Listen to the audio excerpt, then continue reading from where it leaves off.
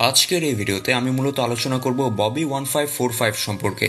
আপনাদের মধ্যে অনেকেই আমাকে এই সম্পর্কে একটা ভিডিও বানাতে বলেছিলেন। আপনাদের রিকোয়েস্টেই আমি এই ভিডিওটা নিয়ে আসলাম। এই ভিডিওকে মূলত দুই ভাগে ভাগ করা হবে। প্রথমে আমরা ববি 1545 এর একটি ক্রিপিপাস্তা সম্পর্কে জানব, এরপরে আমরা ববি 1545 এর কিছু ফ্যাক্ট নিয়ে আলোচনা করব। তাহলে এই ভিডিওটা অনেকটাই ইন্টারেস্টিং হতে চলেছে।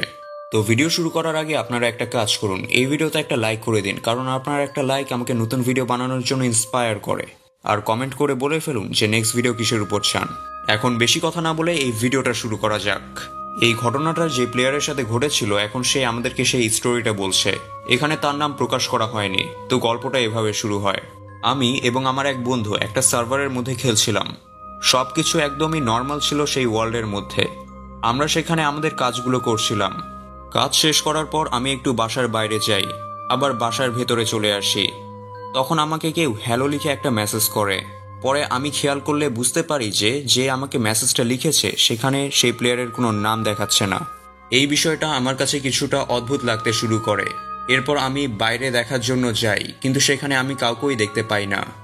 এর কিছুক্ষণ পর সেখানে অ্যালেক্সের স্কিনওয়ালা একটা প্লেয়ার চলে আসে, যার নাম দেখাচ্ছিল ববি 1545।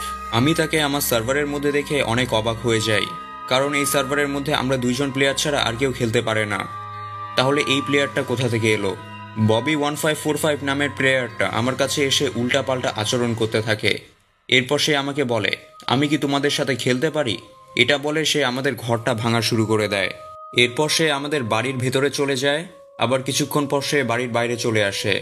আমার একে দেখে একটি নুব প্লেয়ারের মতো লাগছিল। এর কিছুক্ষণ পর আমার সেই বন্ধুটা আমার কাছে চলে আসে, আর আমরা দুইজনে মিলে সেই অ্যালেক্সওয়ালা স্কিনের প্লেয়ারটাকে খুঁজতে থাকি। তবে তাকে কোথাও খুঁজে পাওয়া যাচ্ছিল না। এরপর আমি হঠাৎ করে তাকে দেখতে পাই, সে পাগলের মতো আমাদের বাড়িটিকে সাজাচ্ছিল। এরপর সে আবার সেখান থেকে চলে যায়। তখন আমরাও তাকে ধরার জন্য তার পিছন পিছন চলে যাই। এরপর আমরা তাকে হিট করি। এর কিছুক্ষণ পর সে একটা ভয়ঙ্কর রূপ ধারণ করে।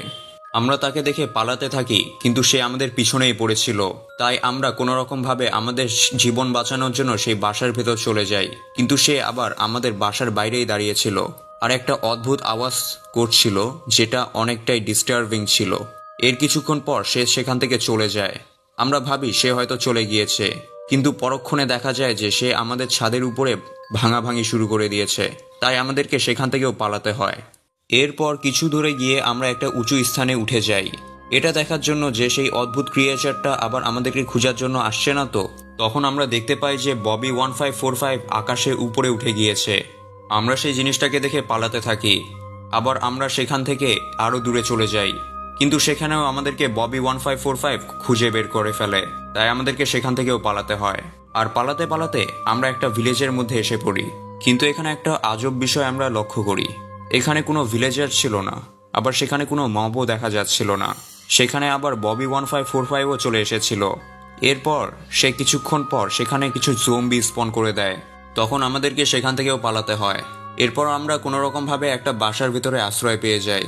তবে সেখানে জম্বিরা আমাদের বাসা ঘেরাও করে রেখেছিল। এর কিছুক্ষণ পর আমরা আমাদের বাসার পেছনের দরজা ভেঙে সেখান থেকে পালিয়ে যাই। আমরা একটা নিরাপদ স্থানে যাওয়ার পর আমি আমার বন্ধুকে বলি, আমি আর পাচ্ছি না, আমাদেরকে এই সার্ভারটা ছেড়ে অন্য একটা সার্ভার খেলা দরকার।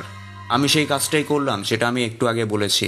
এরপর আমি সেখানকার সার্ভারের অ্যাডমিনের কাছে এই কমপ্লেনটা করলে সে বিষয়টাকে কোনো রকমভাবে ইগনোর করে দেয়। তবে আমি ঠিক করেছিলাম যে আমি আর সেই সার্ভারটাকে আর খেলবো না। তো এটা মূলত একটা ক্রিপিপাস্তা ছিল। আর পার্সোনালি আমি রিকোয়েস্ট করব যে আপনারা যাতে এই ক্রিপিপাস্তাকে সিরিয়াসলি না নেন। এখন এই ববি 1545 সম্পর্কে কিছুটা আলোচনা করি। ববি 1545কে দেখতে কিছুটা অ্যালেক্সের মতো, আর একে সব থেকে বেশি সেই সব সার্ভারে দেখা যায় যেখানে 1 থেকে 4 জনের বেশি প্লেয়ার থাকে না। ববি 1545 যখন তোমাদের ওয়ার্ল্ডে থাকে তখন সবকিছু তোমাদের ওয়ার্ল্ডে নর্মালি থাকে। আর সত্যি কথা বলতে ববি 1545 একটি নুব প্লেয়ারের মতো আচরণ করে। তুমি যদি ববি 1545কে কিছু না বলো, তাহলে 15 থেকে 20 মিনিটের পরেই সে তোমাদের ওয়ার্ল্ড থেকে চলে যাবে। অথবা তুমি যদি তাকে হিট করো বা মেসেজে কিছু উল্টাপাল্টা বলো, তাহলে সে তার আসল ফর্মে চলে আসবে। এরপর সে তোমাদের ওয়ার্ল্ডের মধ্যে অনেকগুলো জম্বি স্টিফ ছেড়ে দিবে, আর তাদের একটাই নাম দেখাবে, যেটা হলো ববি 1545। যেটা সম্পূর্ণ অসম্ভব, কারণ মাইনক্রাফট ওয়ার্ল্ডে একটা নামের দুইটা এন্টিটি কখনো দেখা যায় না। সে সময় তুমি তোমার গেমকে কুইটও করতে পারবে না। তুমি শুধু তোমার ওয়ার্ল্ডকে ডিস্ট্রয় হতে দেখবে, আর কোনোদিনও তুমি সেই ওয়ার্ল্ডকে ডিলেটও করতে পারবে না। কারণ ববি 1545 এভাবে প্লেয়ারদেরকে শাস্তি দিয়ে থাকে। ববি 1545 একটি নো প্লেয়ারের মতো আচরণ করে আর নর্মাল টাস্কগুলো করতে থাকে, যেমন ক্রাফটিং, ফার্মিং, ইটিসি।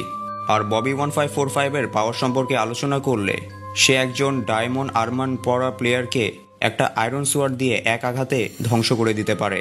এর থেকেই বোঝা যায় যে ববি 1545 আসলে কতটা পাওয়ারফুল। যদি ববি 1545 এর অরিজিন সম্পর্কে বলি, তাহলে একে সম্ভবত একটা হ্যাকার বলা যায়, যে প্লেয়ারদেরকে শাস্তি দিয়ে থাকে। যদিও এই সম্পর্কে কোনো সত্যতা নেই, তারপরও এটাকে একটা মিথ হিসেবে ধরা হয়। আশা করি আপনাদের এই ভিডিওটা অনেক ভালো লেগেছে। যদি ভিডিওটা ভালো লেগে থাকে তাহলে এই ভিডিওতে একটা লাইক, আর খুব ভালো লাগলে বন্ধুদের সাথে শেয়ার করতে একদমই ভুলবেন না। আজ যেমন আপনারা ববি 1545 সম্পর্কে জানলেন, তেমনি আমরা ব্লাড হিরো ব্রাইনের উপরেও একটা ভিডিও বানিয়ে রেখেছি। সেই ভিডিওটা যদি আপনারা এখনো না দেখে থাকেন তাহলে দেখে নিতে পারেন। তো ধন্যবাদ, দেখা হবে নেক্সট ভিডিওতে।